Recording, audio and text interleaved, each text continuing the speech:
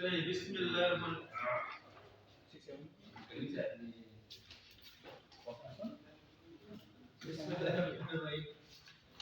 Let's start करते हैं topic का। आज का लेक्चर नंबर कौन सा बच्चों? 51। आपका डेप्रिसिएशन का एक टेस्ट हुआ है? एक ही हुआ था। अरे बहुत है एक हां एक बहुत है। एक में हम उनके लिए बात अभी मैं जो बता रहा था तुम कौन से दुनिया में थे? कल मिल जाए पहले फाइल का भी एक टेस्ट पेंडिंग है आपका भी उसका कल जब हम खत्म हो रहा है सर वो तेज है वो तेज आ रहे हैं हम स्लो है हम अपनी पेस पे आए हैं बहुत ज्यादा एक्स्ट्रा पेस पे आए हैं कि उन्होंने भी आपके साथ पेपर देना है आप देखिए मुझे प्रोजेक्ट खत्म कर दें आपका 4 भी हो गया अब 6 भी आपको हो अब आगे क्या हो गया खत्म साथ ही कर दिया टेंशन ऐसा ऐसा समझाऊंगा मैं तरीके मैं चाहता हूं कि ऐसा होना कि एक चैप्टर के दोनों को एक साथ मिलाओ किसी एक चैप्टर के लिए तो मजा आएगा क्या क्या सर उनका खत्म होने वाला है कल खत्म होगा और हमारा आपका ये 2 दिन अपने साथ में काट फिर मैं सोच रहा हूं चैप्टर 7 जो है मिलिट्री को स्टार्ट करना आपको वो उनको भी साथ डाल ये सर का क्या आसानी से अल्लाह कि आपको हां इन्वेंटरी में तुम क्लास का टाइम भी पढ़ा देंगे ना इन्वेंटरी में ये सारे नहीं सर बात पे बात करना ठीक है हम अलग ही है सर इन्वेंटरी में ऐसा कांसेप्ट तो नहीं 4 और 6 का ऐसा तुम ये ऐसे करते हैं ठीक है चलिए आपने अगर आज में 7 का प्रिंट आउट नहीं कराया ना नहीं छोड़ना ओ दोनों 7 का प्रिंट आउट दे दोनों का 7 सवाल वाला एक 4 सवाल सारे महीने बोला था नहीं इसने नहीं कराया अच्छा एक टास्क एक टास्क सर बचपन से एक काम भी करे ना एक टांग पे एक टांग पे सर बड़े हो गए मुझे नहीं पता फाइंड आउट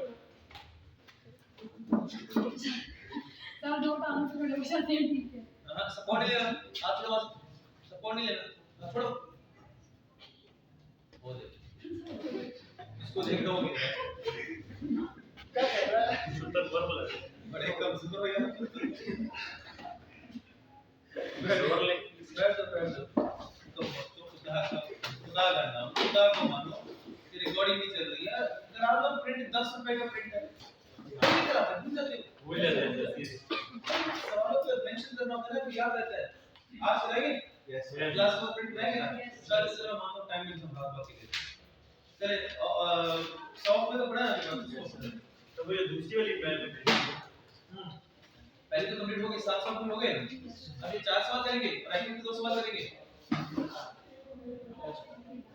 इसका जो टेस्ट होगा कल सैटरडे को होगा सैटरडे अभी नहीं सैटरडे टेस्ट होगा सर सैटरडे सर नहीं ना वो भी डिसाइड करनी है उनका भी डिसाइड करना आपको भी सर सैटरडे को टेस्ट भी लेंगे एक चैनल है या सुबह हो या शाम मतलब शाम दरमियान फिर हम ना इधर के रहेंगे नेक्स्ट साल ना होती है यस सर फ्रेंड्स वाला कुछ नहीं होता चलिए सॉरी सर एक चीज पूछनी है बोलो सैटरडे को टेस्ट भी लेंगे यस सैटरडे को क्लास भी है टेस्ट भी है सर जरूरी नहीं है खैर सर मैं तो बहुत सारे नाम पे मजबूर जुल्म बर्दाश्त करें आगे बोलो मेरा टेस्ट होगा नेक्स्ट सर जुमे को करते हैं फ्राइडे का सैटरडे को होगा नेक्स्ट सर क्या जरा आपको हमारी शक्ल मोहम्मद जान को देख के सर क्या सीईओ हमारी क्लास का सीआर सैटरडे को करें टाइम ही टेस्ट होगा सर 342 सर कौन सी हाँ, तो मैंने कब बोला 3 बोला आपने 4 बोला हाँ, मैंने चार बोला सर आपने 4 बोला रिकॉर्ड है यार बोला रिकॉर्डिंग देखते हैं सर रिकॉर्डिंग सवाल कम होते जा रहे हैं तो 3 कर लेते हैं बकवास से हम सवाल है अरे एक भी साथ किया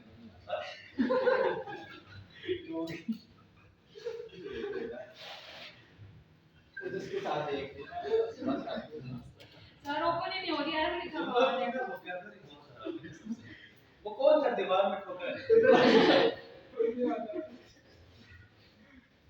जानते हैं कुछ चलिए सवाल पढ़ते हैं अच्छा इस सवाल की ऐसे सवाल है इसकी रिक्वायरमेंट अलग से इसमें नहीं लिखी क्वेश्चन में लेकिन बड़ा दमदार सवाल है आपके 14 तक क्वेश्चन कर देगा आपको पता चलेगा इस सवाल के बाद कि दुनिया गोल क्यों घूमती है ये वो सवाल है जो आईक्यू से तरफ ये पढ़ते हैं question 1 Vikas state has purchased number of different properties over the year by obtaining variety of loans from banks विकास एक बंदा है उसने डिफरेंट बैंक से लोन लेके डिफरेंट जगहों पर जमीनें या बिल्डिंगें या प्रॉपर्टी खरीदी डिफरेंट बैंक से लोन लेके डिफरेंट जगहों पर क्या खरीदी properties Some of the interest on loan is paid in arrears and some in advance. अब जो different बैंक से different loan लिया हुआ है, उस पे interest तो pay करना पड़ेगा.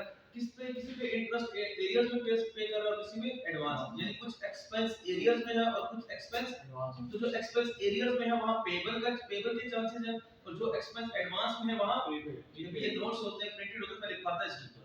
Arrears के ऊपर आप लिखते हैं payable is possible और advance के ऊपर आप लिखते हैं prepaid expense is possible. तो हो सकता है छोड़ दे अब एक कहानी सुनिए मेरे विकास ने मुख्तलिफ बैंक से लोन लेके मुख्तलिफ प्रॉपर्टीज खरीदी अब जो मुख्तलिफ बैंक से लोन लिया हुआ है कुछ को लोन एरियर्स में दे रहा है कुछ को लोन एडवांस में दे रहा है तो यानी एक्सपेंस रेंट एक्सपेंस है या इंटरेस्ट एक्सपेंस है इंटरेस्ट एक्सपेंस कुछ इंटरेस्ट एक्सपेंस एरियर्स में है और कुछ इंटरेस्ट एक्सपेंस आगे बढ़े फर्दर दीस प्रॉपर्टीज जो प्रॉपर्टीज खरीदी थी are rented out to tenants Further, these properties are rented out to tenants who pay their dues in advance and some in arrears. चलो पूरी कहानी सुनो वकास ने मुख्तलिफ बैंक से लोन लेके मुख्तलिफ प्रॉपर्टीज खरीद के रेंट पे दे दिया अब बैंक पे है एक्सपेंस और प्रॉपर्टी से है इनकम बैंक से है एक्सपेंस प्रॉपर्टी से है इनकम बैंक को जो इंटरेस्ट एक्सपेंस पे कर रहा है कुछ एरिया में कुछ एडवांस में प्रॉपर्टी से जो रेंट आ रहा है कुछ एरियाज में कुछ एडवांस यानी कुछ इनकम रिसीवेबल है कुछ इनकम एडवांस ये बात समझ आ गई ये कहानी समझ आ गई आप लोग मोहम्मद खान क्या बात बताओ रिपीट करो कहानी क्या है सर जब विकास है ना इसने बैंक से लोन लिया फिर उसके बाद इसने बिल्डिंग या कोई प्रॉपर्टी खरीद के रेंट ले ली जो ये बैंक को पे करेगा वो इसका इंटरेस्ट है हां और वहां से रेंटल इनकम है एक्सपेंस कुछ एरियाज में पे कर रहा है कुछ इनकम भी कुछ एरियाज में आ गई कुछ तो यानी कि वकास इस बात पता लगे मुझे कि मैंने दो लेजर बनाने हैं एक एक्सपेंस का और एक इनकम का एक्सपेंस कौन सा इंटरेस्ट एक्सपेंस और इनकम कौन सा बढ़ते आगे The opening and closing balances of rentals and interest are as follow. Okay. Interest देखिए क्या है इंटरेस्ट पे देखिए एक है 31 जुलाई 2004 और एक है 31 जुलाई 2005 मेरा साल 31 जुलाई देखिए रिक्वायरमेंट एक ही है रिक्वायरमेंट देखिए राइट अप यानी बनाएं क्या बनाएं इंटरेस्ट एक्सपेंस का लेजर बनाओ और रेंटल इनकम का लेजर बनाओ for the year ended 31 July 2005 तो एक मेरा पहला सवाल जो क्वेश्चन 1 है इसका साल कौन सा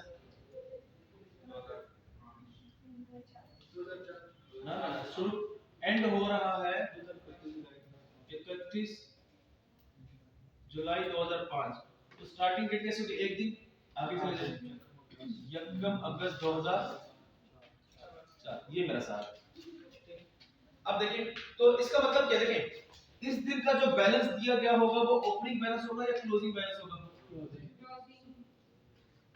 क्लोजिंग बैलेंस होगा इस दिन का बैलेंस नहीं दिया इससे एक दिन पीछे आ गया एक दिन पीछे क्या डेट बनेगी 31 जुलाई 2004 का उसने मुझे क्लोजिंग बैलेंस दिया हुआ है जो 2004 का क्लोजिंग है वो अगले दिन इस साल का क्या बन जाएगा ओपनिंग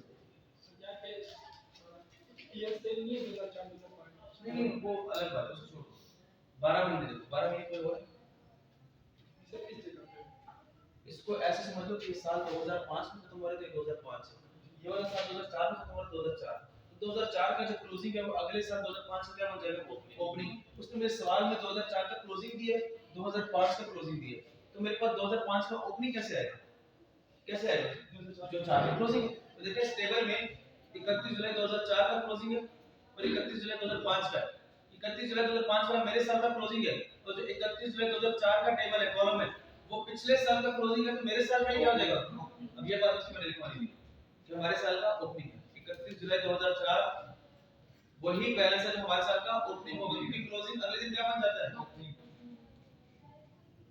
क्या बात समझ आ रही है फिर देखिए interest payable interest prepaid rent due from tenant rental received in advance जल्दी से बताएं इसमें दो ऐसे में दो एबिलिटी फाइंड करें नहीं बदल में फाइंड करके बैठे, दो एसेट्स है दो लायबिलिटी है।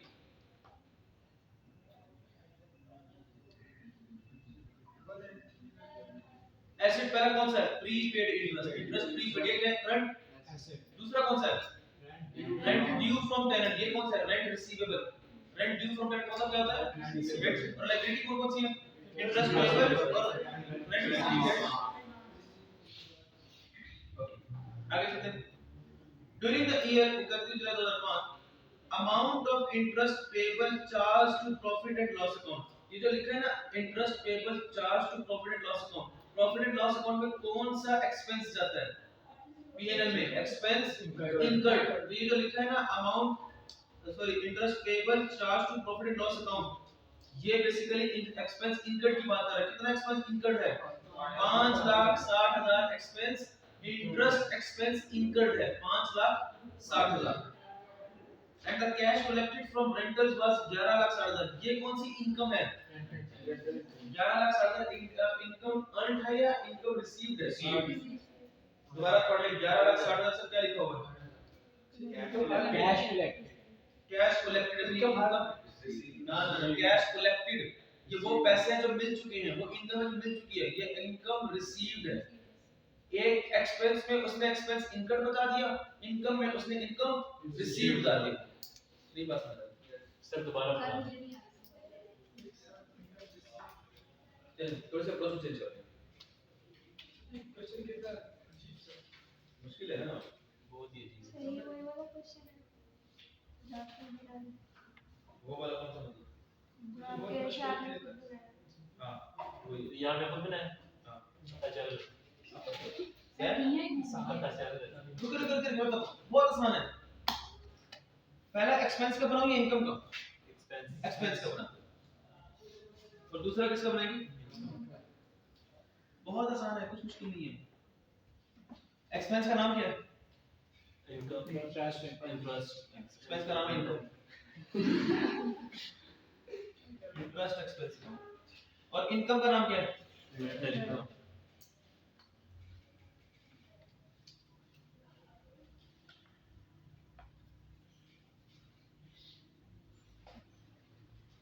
आज दो सवाल करेंगे, आज तीन में से सिर्फ दो करेंगे, और आज एक सवाल यहाँ से रहेगा और दो आइटम के एक करेंगे कल इंशाल्लाह। अब मैंने ना पूरे सवाल में सिर्फ वो डाटा ढूंढना है जो इंटरेस्ट एक्सपेंस के हवाले से है। तो देखिए ओपनिंग क्लोजिंग दिया है मुझे, उसमें देखिए इंटरेस्ट कितना लिखा हुआ है दो दफा, इंटरेस्ट पेएबल और इंटरेस्ट प्रीपेड। जो इंटरेस्ट पेएबल है वो करंट लायबिलिटी है, जो इंटरेस्ट प्रीपेड है वो करंट एसेट है।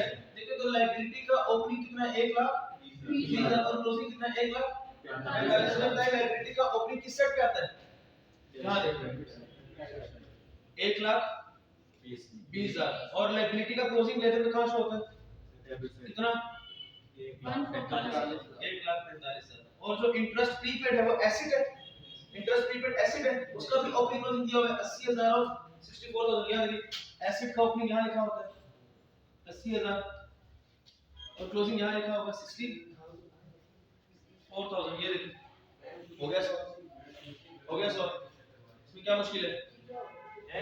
ये अभी हमने क्या किया, एक ही लेजर है एक्सपेंस का, उसमें ओपनिंग क्लोजिंग एसेट का भी आ गया, ओपनिंग क्लोजिंग लायबिलिटी का भी आ गया। इंटरेस्ट एक्सपेंस का लेजर है, ओपनिंग क्लोजिंग एसेट का और ओपनिंग क्लोजिंग लायबिलिटी का आ गया।